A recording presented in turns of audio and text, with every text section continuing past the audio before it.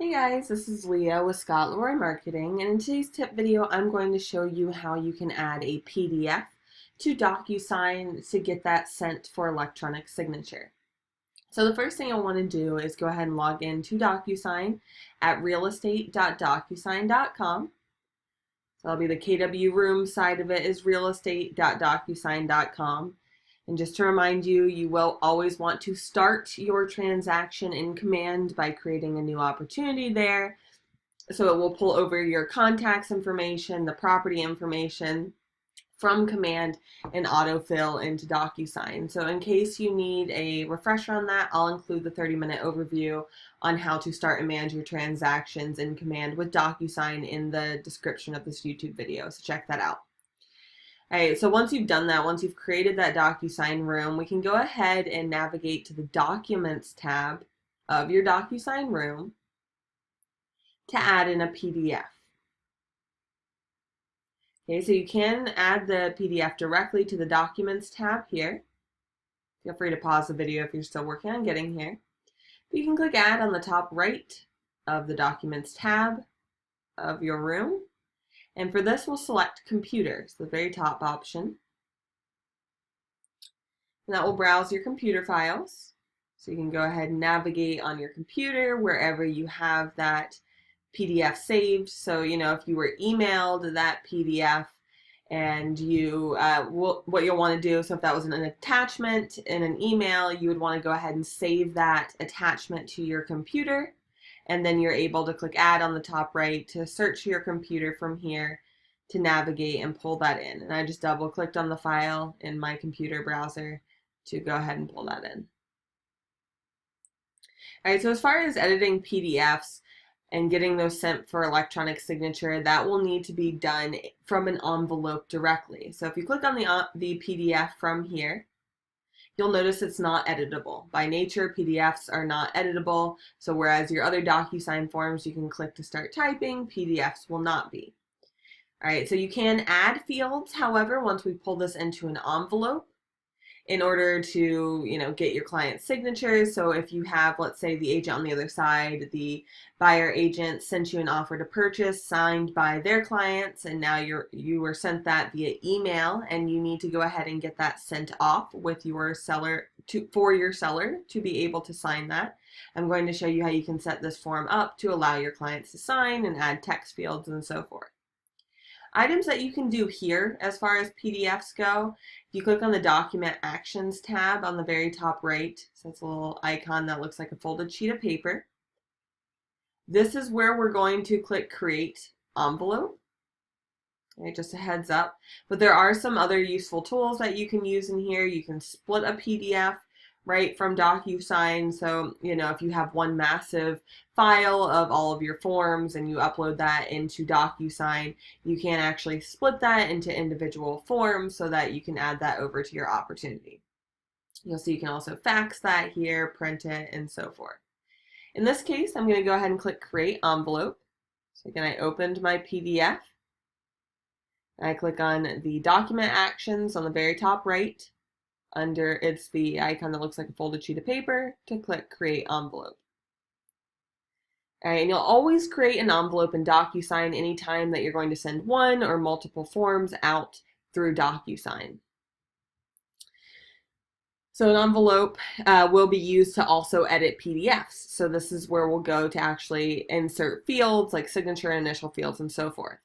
So but first we do need to go ahead and add the recipients to the envelope. So just important sections to note, you will see the PDF in the document section of the envelope, and you can actually add further room docs here, or even under more, you can actually upload the PDF right to the envelope. So if instead you wanted to just create a new envelope and upload the PDF this way, you can do that as well. It'll browse your computer for that.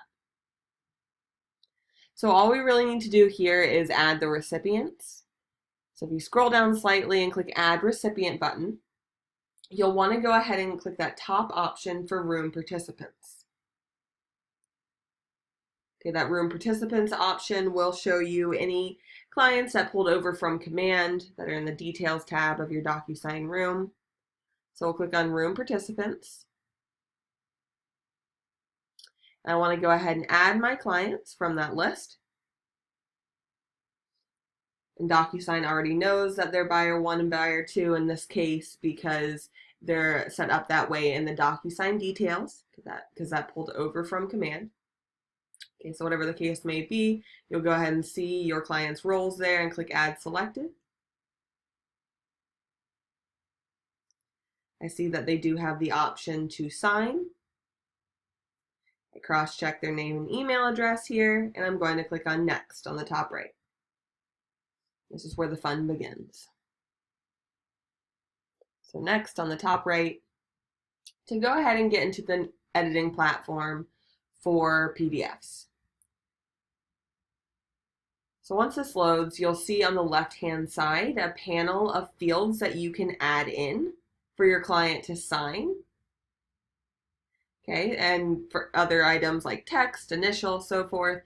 I want to point before we go over more of those, I do want to point your attention to the drop down on the very top left that has your client's names or any signers on this envelope. And you'll notice the corresponding color, and you'll also notice if you click on that other client, it will change all of these fields to, again, that corresponding color. So each color is assigned to the client, so you'll be able to easily tell which fields belong to each client. So in this case, let's say you're trying to go ahead and drop your client's initials. You need your clients to initial and sign this form. On the left-hand side, you can go ahead and select the initial option for my client. It'll start following my mouse, so I can click to drop it.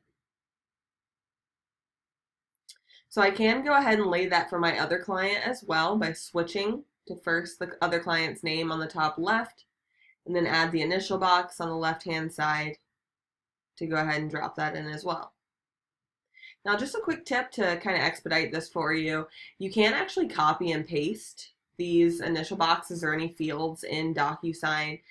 So you can do so by clicking and dragging your mouse. So click and hold and drag your mouse kind of in a square around the fields you would like to copy.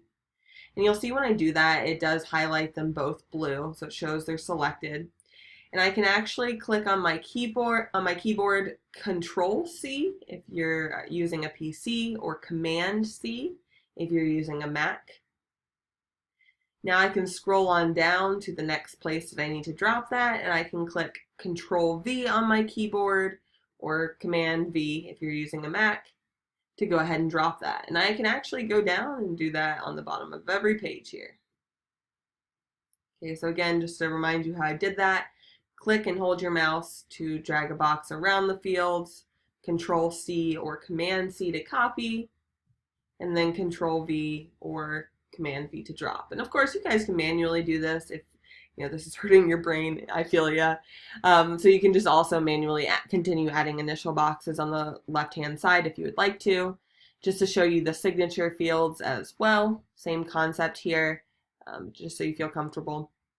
So signature fields, I'll go ahead and grab that on the left-hand side as well. Something to note for signature fields is you will need to add the date separately. So the date field separately. It will actually autofill the date when your client goes to just sign this normally. They won't have to manually fill in the date. However, you as the agent need to add the date signed field for signature fields specifically. Okay, so I'll need to do that for both clients. So change to my other client, I'll click the drop down on the top left to switch to the other client, and I can tell I successfully switched because all the fields turn that different color. So I can go ahead and add both items here as well. The signature field and the date signed is what I add. All right, so you can actually also add text boxes for your client to fill out. So if there are any fields that your client needs to fill out other than a signature field or initial field, you can also add text boxes on the left-hand side for your client to fill that out. So let's say, it's a field like personal property conveying and you want them to fill that out, or whatever the case may be. It's something that they need to go ahead and put in. I'll just go ahead and go down to, here we go, here's personal property, perfect. So on the left-hand side, what I can do is go ahead and grab a text field and lay that on the form here. Okay, and of course, when you drop the text field, as long as it's selected, you can click the corners to drag that to resize it. All right, so please note that if you are laying a text field that is a solid color, like this is, right, that's a solid blue, that means it will make this client fill that out. So it's a required field. You can see that on the right-hand side settings. This will be a required field. Sorry about that. So again, if it is that solid blue color, it will force this client to fill that out. So it is a required field. Now, if you want both clients to be able to fill that out, right, if you want both of them to be able to collaborate on this field, you will need to select an additional setting on the right-hand side. So right now, this is only set for my client in blue to have to fill out. All right, however, if you would like for them both to collaborate on the field, there's a collaboration option on the right-hand side. And you'll want to go ahead and click on that. I did have to scroll to find that setting. And again, the settings bar will only pop out once you click on the field to select it. But that will give you the option to select recipients can collaborate if this, again, is a field that you want both clients to be able to fill out. All right, so now let's talk about the last and final thing I want to show you guys is adding fields to the form that you need to fill out as the agent. So I did show you this text option here, or of course you can add checkboxes or radio dots that would force your client to fill that out. But that's not always the case on a PDF. Sometimes it's a field that you as the agent just needs to fill out instead. So in that case, your agent fields are going to be on the left-hand side. So you'll see your pre-fill tools. The pencil icon on the gray toolbar. These grayed out fields here indicate those are for you as the agent to fill out. So if you need to, let's say, add some additional text to the form before sending it, you can go ahead and add the text box from here, and this will not force your clients to fill it out.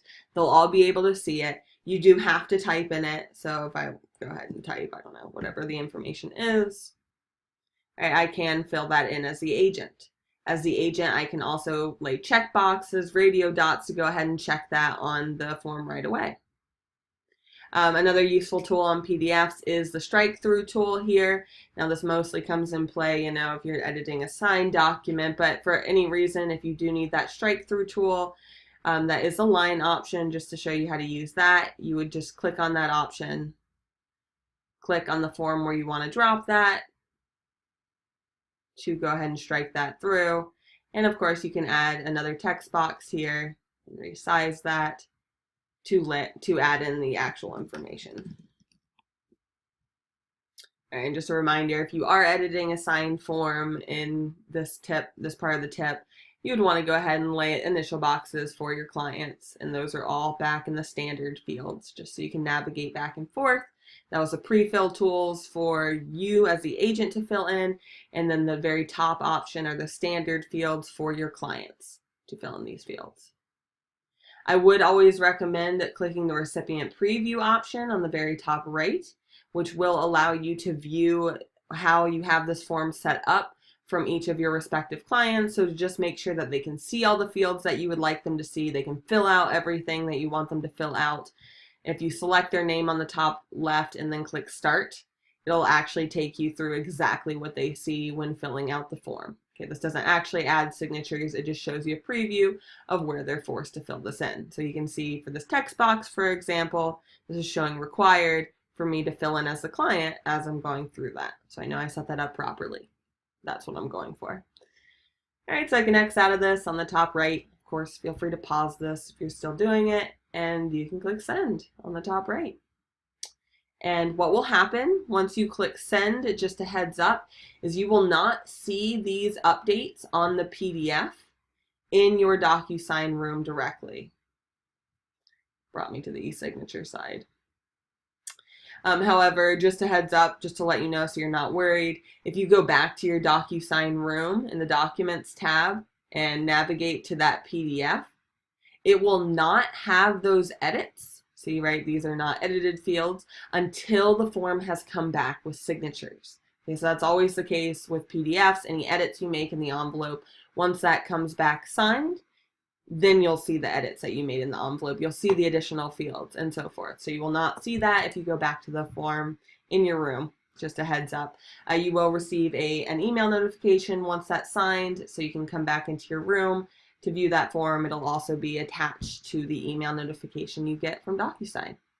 All right, guys, if you have any questions at all on this, please feel free to reach out, support@scottleroymarketing.com. We'd be more than happy to answer any questions you may have and help you troubleshoot any issues. Hope this helped, and I hope you have a great rest of your day. Take care, guys.